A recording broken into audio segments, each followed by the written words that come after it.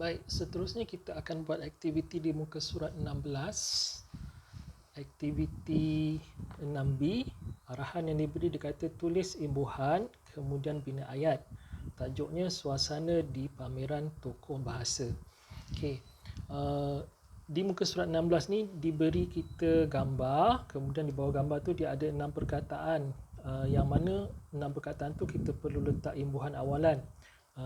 Berbeza daripada muka surat 15. Muka surat 15 diberi kita contoh imbuhan, seperti yang kita buat tadi, iaitu ber, mem dan men. Tapi kat sini dia tak ada, dia tak beri contoh imbuhannya. Jadi kat sini kita perlu cari imbuhan yang sesuai. Kita perlu letakkan pada perkataan yang diberi. Okey, kita lihat dulu. Perkataan yang pertama ialah bual. Jadi imbuhan yang sesuai ialah berbual. Okey, perkataan kedua ialah jual, imbuhannya menjual. Perkataan ketiga baca, imbuhannya membaca. Perkataan keempat jumpa, imbuhannya ialah berjumpa.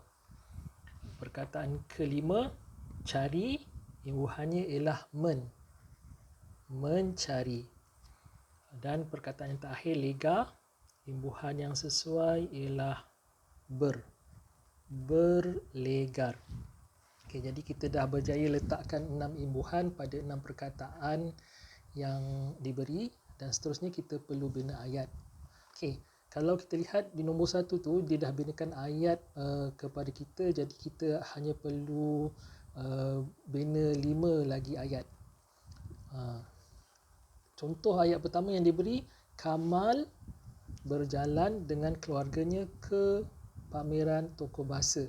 Okey, kalau kat sini kita lihat apa perkataan yang mempunyai imbuhan awalan. Perkataan tu ialah berjalan.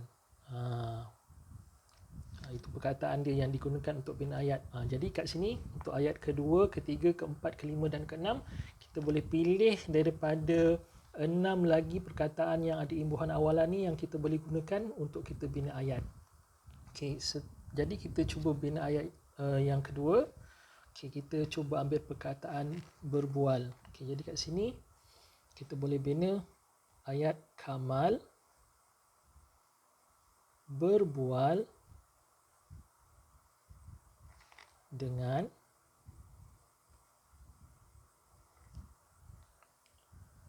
ibunya.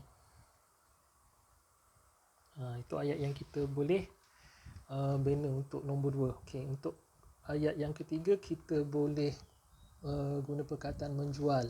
Okey. Contohnya ramai orang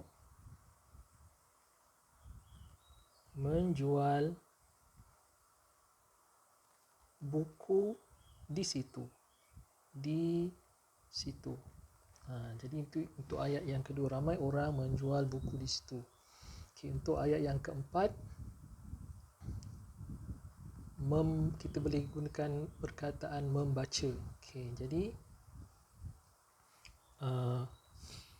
contoh ayatnya, Kamal suka membaca buku. Itu untuk ayat yang ketiga. Okey, untuk tempat kosong yang keempat, iaitu nombor 5, kita boleh guna perkataan berjumpa. Okey. Contoh ayat, Kamal berjumpa jirannya di situ. Untuk ayat yang keempat daripada 6 tempat kosong.